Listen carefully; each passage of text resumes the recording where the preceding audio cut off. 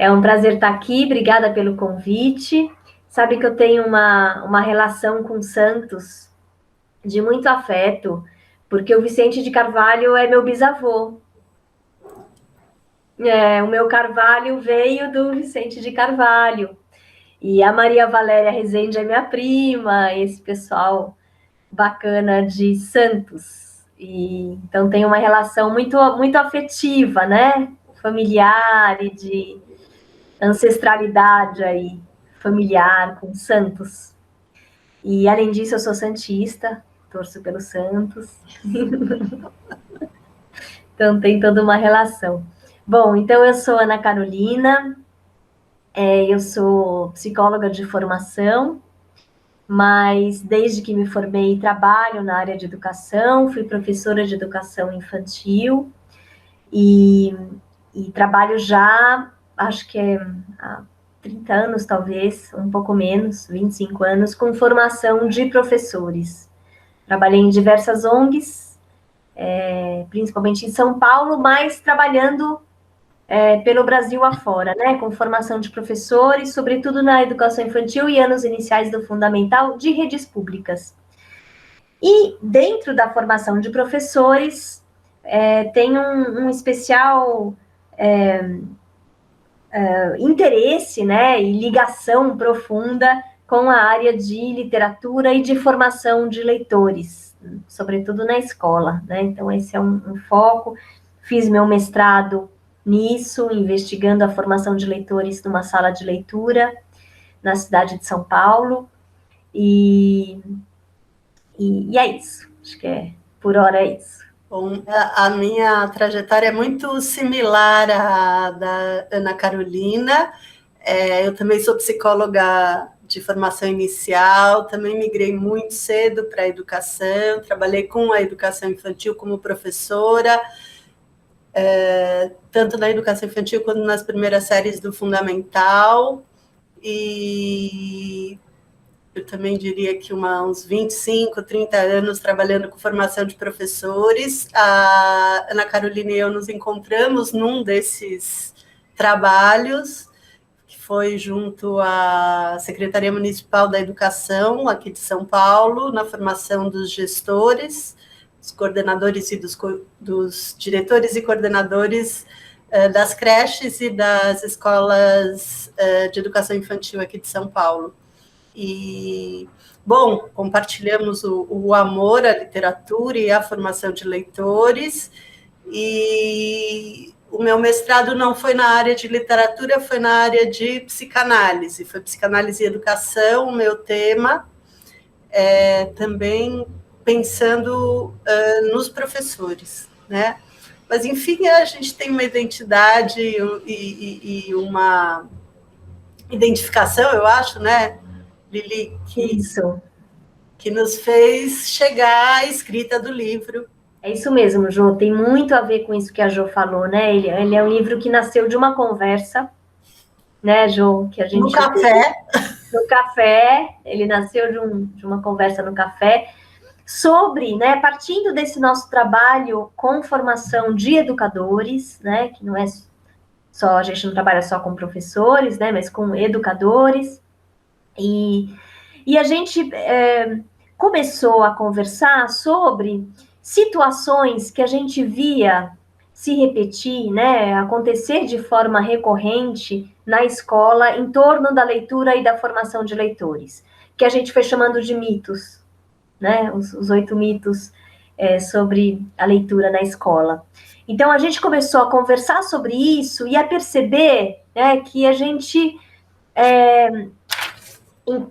encontrava, né, volta e meia, nos diferentes lugares que a gente trabalhava, e em diferentes momentos também, a gente encontrava as mesmas situações e os mesmos jeitos de olhar para a leitura e de apresentar a leitura para as crianças em sala de aula, né?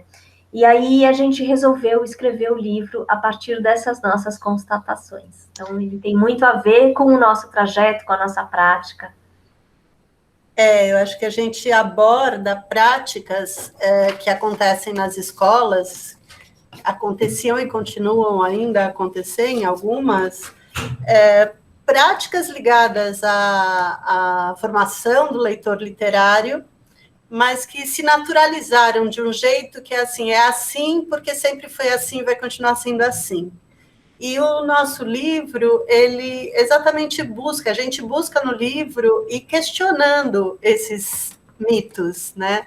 Essas grandes verdades que acabaram se tornando, de alguma forma, obstáculo para uma formação de leitores mais sensíveis, leitores que, de fato, se aproximem da literatura e que tenham recursos para isso, né? A gente podia falar, pelo menos, os mitos, né?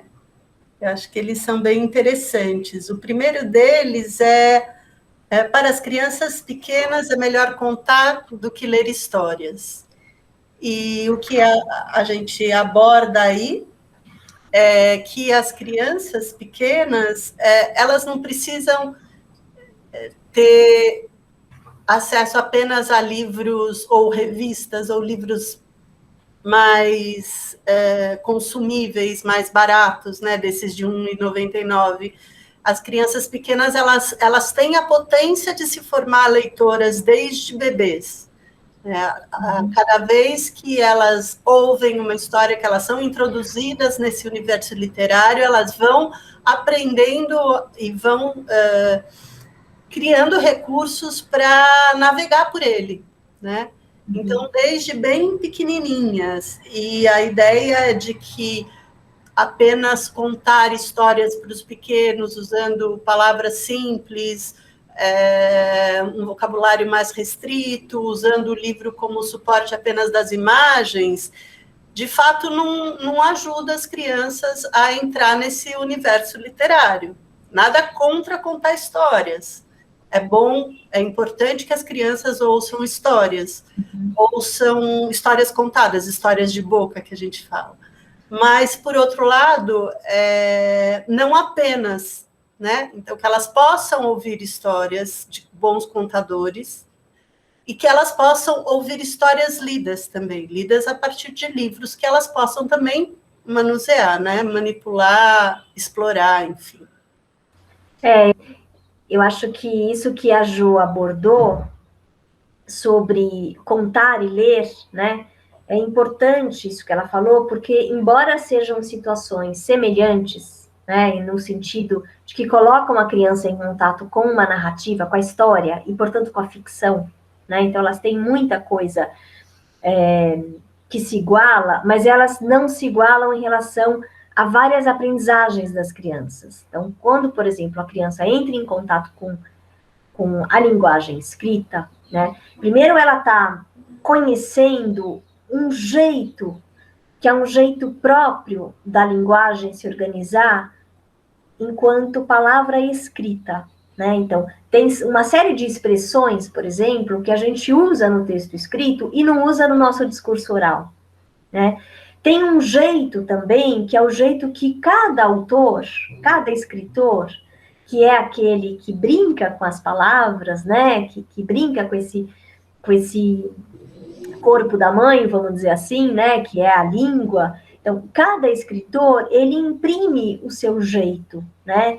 Então, ele escolhe determinadas expressões, ele escreve frases mais longas ou mais curtas, ele atenta para o ritmo do texto, né? Então, a gente vai também apresentando a criança muito pequena a uma outra complexidade da língua, que só se dá na linguagem escrita, né? Então, a criança vai entrando em contato com isso.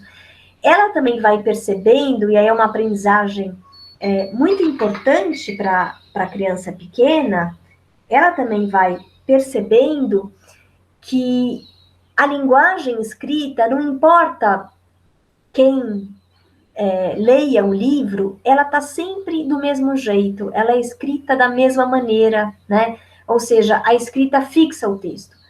Muito diferente da experiência que ela tem ao ouvir uma história contada. Ela vai percebendo que quando a gente fala, conta uma história, a língua ela é permeável à circunstância. Ela se modifica, depende de quando eu conto, de para quem eu conto, com que objetivo, né? Eu posso acrescentar palavras, tirar outras, trazer palavras que dialoguem, que brinquem com aquele contexto, né, do público que eu estou contando. Então, ela vai aprendendo coisas muito diferentes. Então, é fundamental que ela esteja em contato com essas duas modalidades. Agora, tem essa crença, né, esse mito, que se a criança for entrar em contato com um texto escrito, ela não vai conseguir prestar tanta atenção, ela não vai entender. E aí também tem uma outra ideia, né, que acho que a gente acha que é um pouco equivocada, que é como se a literatura fosse só entendimento, né? Então a criança ela pode embarcar no ritmo, na musicalidade da linguagem escrita, né? Tem alguma coisa ali que acontece, e acho que a Ju pode falar melhor até do que eu, porque é muito a praia dela, né? Que acontece nesse par, né? Ou nesse trio, criança, adulto e livro, na hora que o adulto para contar uma história, enfim. Então, são situações muito diferentes, embora nas duas ela esteja em contato com a ficção, com as histórias, que é tão importante para a simbolização, né, para ela, enfim, ir além do concreto, para ela aprender a pensar sobre o mundo, sobre a vida, sobre ela mesma. Eu acho que a gente tem um outro mito que se relaciona com esse bem pertinho, né, Lili, que a gente podia emendar, que não é o segundo, mas o terceiro. Na educação infantil é preciso oferecer livros fáceis. Isso que você falava, um tanto do ritmo, da sonoridade, da brincadeira que aparece, né, no texto, e que as crianças adoram. E da mesma forma que nós, as crianças também inferem o sentido de uma palavra ou outra que elas desconheçam no texto, né? A gente não para, quando está lendo uma narrativa, um romance ou um conto, a gente não para a cada palavra nova para nós. A gente passa por ela, pode até sublinhar e dizer, depois eu vou olhar, eu quero saber o que significa, mas a gente infere o sentido na leitura, né? Porque, como a Lili falou, a leitura literária ela não tem a ver com a decodificação de palavra por palavra. Ela tem a ver com a narrativa que está ali, com o estilo do autor, com a maneira como esse autor brinca com as palavras, como ela lindamente disse, como ele organiza essa história, que surpresas ele traz, como ele captura a gente para que a gente entre nesse mundo de ficção, né? E que apesar de ser um mundo de ficção, ele também tem uma coerência interna. Ele tem algo que nos faz, que nos leva para lá, né? Que nos leva para um outro tempo, um outro espaço, uma outra cultura. E as crianças têm direito a isso. Elas podem, né? Mesmo que depois, se a gente leia novamente, possa parar um pouco nas palavras, ou perguntar que palavras elas gostariam de investigar, enfim. Eu acho que é emprestar os nossos olhos de leitores para as crianças, né? Então, apresentar para elas os comportamentos que nós temos, como nós lemos. Eu não vou parar de ler um conto para ir lá no dicionário para descobrir aquela palavra que já passou, né? Que eu já embarquei no conto. Mas eu posso querer procurá-la depois. E isso é algo que a gente serve como modelo para as crianças, né? Então, é isso que eu brinco de falar, que a gente empresta os nossos olhos para elas, nossos olhos de leitores, os nossos comportamentos, o nosso corpo todo, né? Eu acho que é isso que é acreditar na potência das crianças, né? Entendê-las como a infância como uma fase, mas não é que é uma fase que está aí apenas para ser superada. Na verdade, é um momento da vida de cada ser humano em que a gente se constitui, que a gente se torna humanos. E não precisa querer logo que as crianças se tornem adultas, né? A gente pode deixá-las ser crianças. Eu acho que tem uma coisa bem interessante sobre isso, que é assim, a gente só acessa a infância pelas nossas lembranças. Nenhum adulto sabe o que é ser criança, apesar de ter sido criança. A gente se lembra da infância, mas a gente não é mais criança, apesar de termos sido. De alguma forma, essa imagem do que foi a infância para nós, ela atravessa a nossa relação com as crianças também, né? Acho que é interessante pensar nisso. Então, a ideia não é oferecer livros fáceis, até porque os livros fáceis, muitas vezes, eles são empobrecidos, né? Quando a gente escolhe um livro que as crianças têm que conhecer todas as palavras desse livro. Tem uma coisa interessante, a gente não faz muito isso aqui no Brasil, mas nos Estados Unidos se sabe a quantidade de palavras que as crianças falam em cada momento, não é isso, Lili? Tantos anos, tantos meses são X palavras, 3 anos, X palavras, 4 anos, X palavras. E eu acho que é um jeito esquisito de pensar a língua, né? Porque a linguagem, ela não é só feita de palavras, não são as palavras soltas. Eu acho que é importante isso que a Jo está falando também, né? Eu estava aqui pensando nos livros que a gente costuma oferecer para as crianças pequenas, né? Então, o que a gente está dizendo aqui, desse contato com a narrativa, é o contato com uma história escrita, uma narrativa escrita, né? Porque a gente costuma, para as crianças muito pequenininhas, oferecer livros que não são necessariamente livros de literatura, né? E com o objetivo, né, muitas vezes, de ensinar novas palavras. Então, tem uma delicadeza, né, que, assim, claro que quando a gente lê, a gente aprende muitas coisas. Entre as coisas que a gente aprende, estão as palavras. Podem estar as palavras. A gente lê, a gente aprende palavras novas, mas a gente não lê para isso. Né? Eu acho que essa é uma delicadeza. Por que a gente lê? Por que a gente pega um livro e lê? Né? A gente lê para ter uma experiência estética. A gente lê para se encantar. A gente lê para conhecer outras vidas que são diferentes das nossas, outros tempos. Né? Então, a gente lê para apreciar, né? Quando fala de ter uma experiência estética, o que é? Apreciar a beleza da linguagem escrita, aquele jeito que só aquele autor falou sobre aquilo, né? A gente lê para se identificar, mas ao mesmo tempo também para estranhar, porque ele pode trazer um mundo muito diferente do nosso, né? Mas a gente também pode se espelhar naquela escrita para pensar sobre nós mesmos, né? Para contornar a nossa experiência de vida e tal. E a criança pequenininha também, né? Mas a gente costuma fazer é como se fizesse uma clivagem, né? Então, aqueles livrinhos que a gente vê muito sendo ofertados para as crianças pequenas, livrinho de banho, livrinho de pano, né? Ou livrinho cartonado. Aí você vê ali no livro uma imagem e uma palavra. Uma imagem e uma palavra. Aquilo não é história. Portanto, aquilo não é literatura. Né? Então, um livro de literatura é um livro que apresenta um outro mundo por meio da narrativa, né? Que tem uma beleza estética, que trata a língua de uma forma estética, né? Que tem uma história que encanta a criança, seja porque é uma história que espelha o seu cotidiano, então as crianças pequenininhas gostam muito, né? De histórias que falam sobre a sua vida, é uma criança que está chegando no mundo, né? Então, é importante ter também um diálogo com esse mundo que para ela ainda é estranho, né?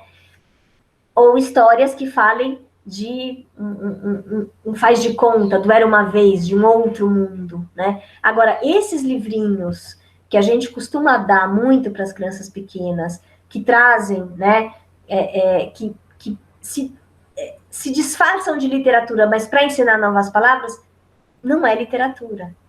E é um equívoco, né? Que assim muitas famílias bem intencionadas acabam trazendo para dentro de casa com o desejo de que seja vamos chamar de estímulo, um primeiro passo para o contato das crianças com o livro, né? Sim. Com um livro brinquedo nesse caso, né? Um brinquedo, um livro ou um brinquedo fantasiado de livro, não sei bem, mas não é literatura. Não é literatura. Não é literatura. Né? Isso é importante de frisar, né? Nenhum problema de ter, mas não, é só não trocar, não achar que é literatura, não é. Não é. E aí fica aquilo, né? Mas o que eu vou dar para uma criança tão pequena, né? E uma dica é assim, você se encantou pelo livro? O livro fez alguma coisa com você como adulto? Né? Você se surpreendeu? Você se surpreendeu com a beleza das imagens? Né? Você achou graça no jeito como aquele autor contou aquela história? Né? Então, essa já é uma dica, né? Um critério, uma dica de um critério, né?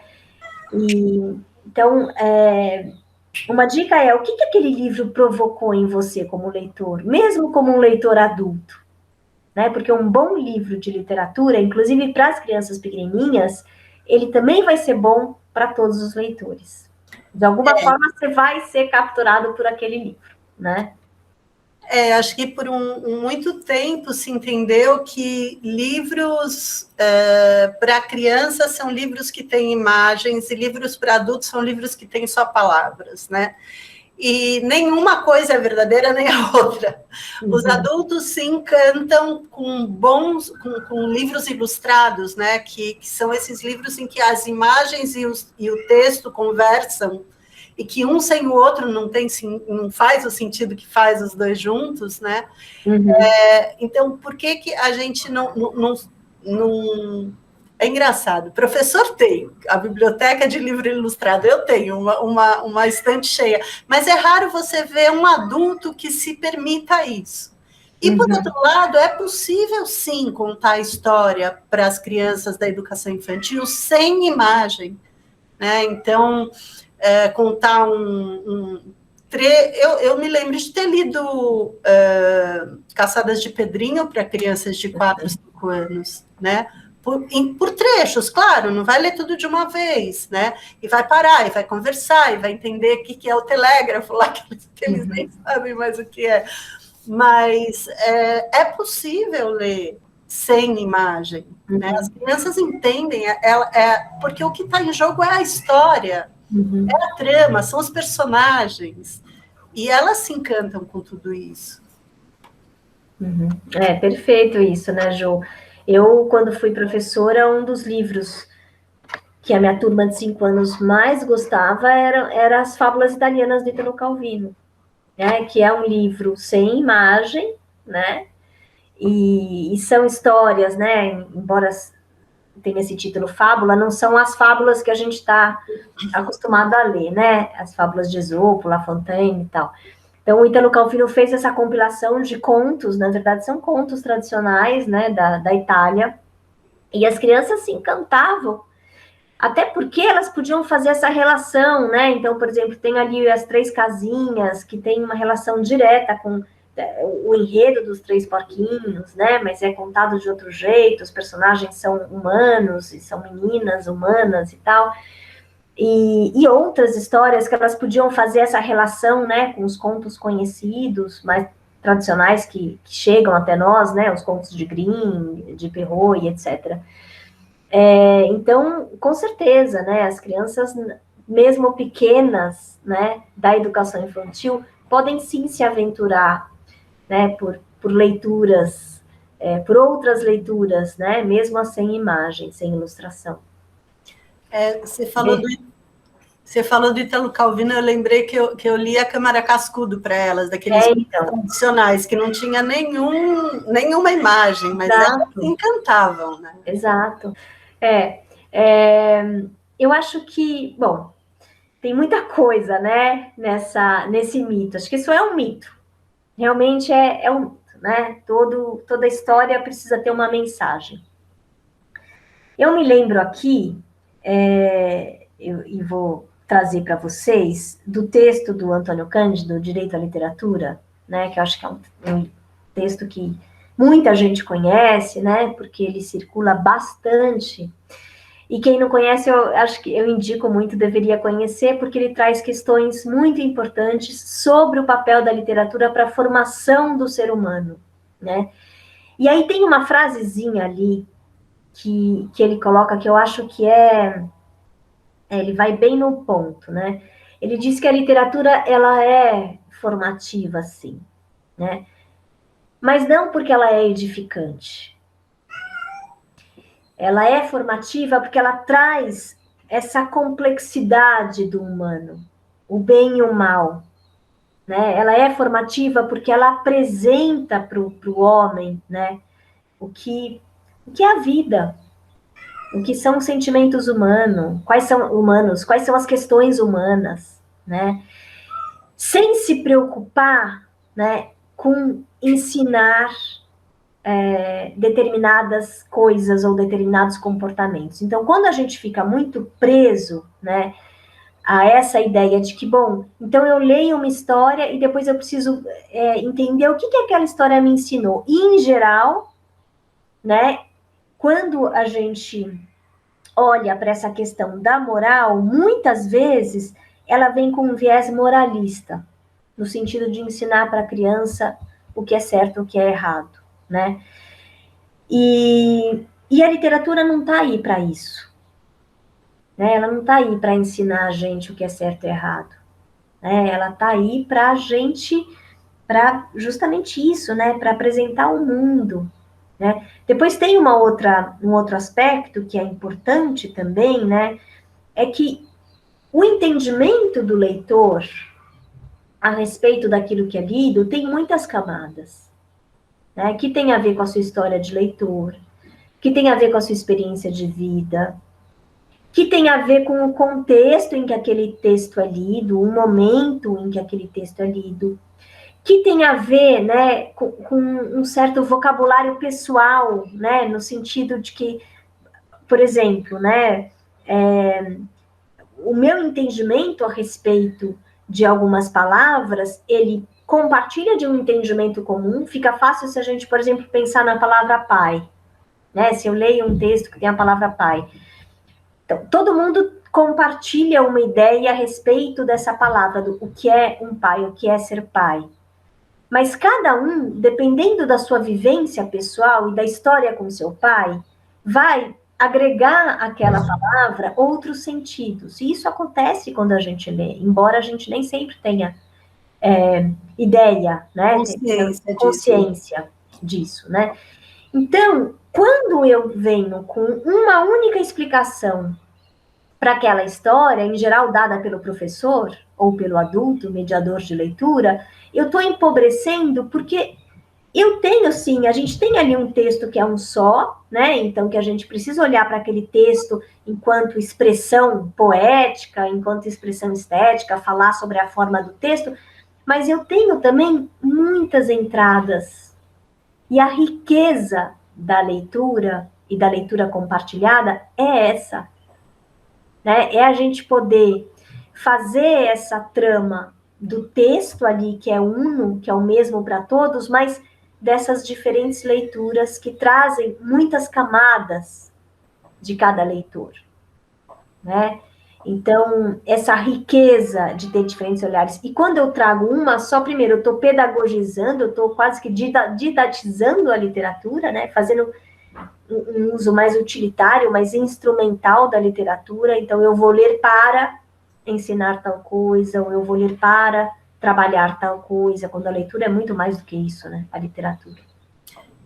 Eu acho que acho que tem dois tipos de contos que, nem contos, as fábulas trazem isso em si, no seu próprio gênero, mas a gente precisa pensar quando elas foram criadas, quando elas surgiram e por que elas surgiram, ao que elas estavam respondendo, que momento histórico é esse, e não só para moralizar, de um lado, e do outro, aquelas histórias dos livros das virtudes, né? Então, eu conto a história do menino que fez uma coisa muito boa para que sirva de modelo para as crianças, ou eu conto a história de um menino que fez uma coisa tipo Pinóquio, né? que mentiu e que daí o nariz cresce e tudo mais. Eu acho que isso é empobrecer demais a literatura. Né? É empobrecer, é tentar aprisionar. Eu acho que tem uma coisa que tem a ver com um jeito pouco complexo de olhar para o texto, né? Assim, simplificador.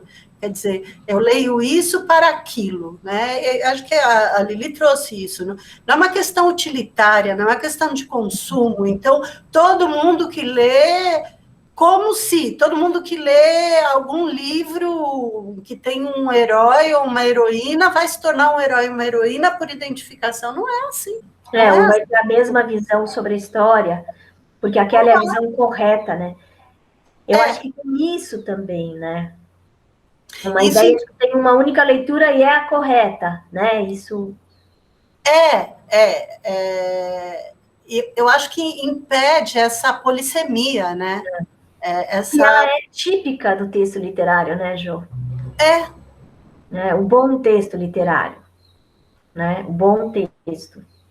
O bom texto literário, ele promove, ele provoca essa multiplicidade de sentidos em nós mesmos, né? Em quantas vezes a gente lê e depois relê e encontra outros sentidos nesses livros que são meio clássicos na vida da gente, né? Quer dizer, cada um tem os seus livros preferidos, que gosta de reler, enfim. Mas por que a gente volta para um texto? A gente já conhece a história. Não é a história pela história, mas é como ela é contada. E como vai calando o leitor também, né? Porque se é uma criança que ela está também habituada, né?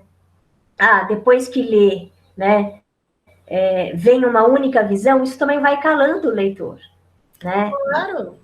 Ele fica querendo saber qual a resposta certa, né? Então... Como se tivesse uma resposta certa, né? Como se houvesse. Então, eu acho que tem esse jogo, né? Que a gente quer sim que o leitor vá percebendo, vá tendo cada vez mais instrumentos para olhar para o texto, para a forma do texto, identificar recursos, né? Identificar jeitos de escrita, fazer relação entre os gêneros, né? Isso faz parte da aprendizagem do leitor. Mas também, né? Esse leitor que imprime sentidos, é uma negociação mesmo, né? Do leitor com o texto. Isso que é a leitura. A leitura é a atribuição de sentidos, né? E os sentidos são múltiplos, né? Eu acho que tem essa primeira camada que como o escritor escreveu essa história, então entender a história, quer dizer, a história é a mesma, né? A gente tem que ter uma ideia de que a história é a mesma. Se nós três lemos o livro, a gente sabe que é a mesma história, mas como ela nos afetou, nos tocou, no que ela me fez pensar, provavelmente é diferente de cada uma de vocês, né? Aquilo que eu vou destacar no livro, seja do estilo do autor, seja do personagem que mais me cativou, que me fez suspirar, é diferente. E isso é a beleza da literatura. É por isso que a literatura sobrevive, né? Assim. E também as relações, né, Jo, que cada um pode fazer, porque eu posso fazer relações, né? Aliás, eu faço, né? Não só com a minha vida, com a minha experiência de vida, mas também com outras coisas que eu li. Isso também vai enriquecendo a leitura, né? E aí, por isso também, eu acho que daí até a gente podia falar de outro mito que está muito ligado, né? Que é o da conversa, né? Que como a conversa, muitas vezes, ela é desqualificada na escola, né? Como a escola precisa preparar atividades depois da leitura, né? Que, na verdade, pouco tem a ver com a experiência de leitura, mas muito tem a ver com as atividades ditas escolares, né? Em detrimento da conversa. Então, por exemplo, o desenho, né? Escrever, dramatizar, né? Escrever a parte que mais gostou e outras coisas que a gente vai vendo por aí, né? E que, em geral, tem pouco a ver com aquilo que o leitor faz quando ele lê. Porque quando a gente lê um bom livro, né, a gente busca a interlocução com outros leitores. para falar dele, né? Porque Pra ele falar. nos tocou tanto que eu não vou fazer um desenho para você, eu prometo que não vou fazer, porque não é isso que a gente faz, né? Não é. Exatamente, porque a gente precisa falar e porque a gente também quer enriquecer o nosso olhar. A gente quer saber o que o outro achou, que relações fez, para onde foi, para onde levou, né? Então a gente busca isso. E essa é uma aprendizagem importante. Tem um estudioso, né, um escritor também inglês, e trabalha muito com formação de leitores, que é o Aidan Chambers. Eu acho que ele ainda não tem livro traduzido no Brasil, acho que vai sair, daqui a pouco vai sair, pelo que eu soube.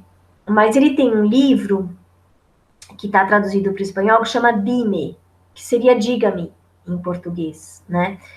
E ele trabalha muito com a conversa, ele tem até, faz uma proposta ali de roteiro, né, de conversa com os leitores.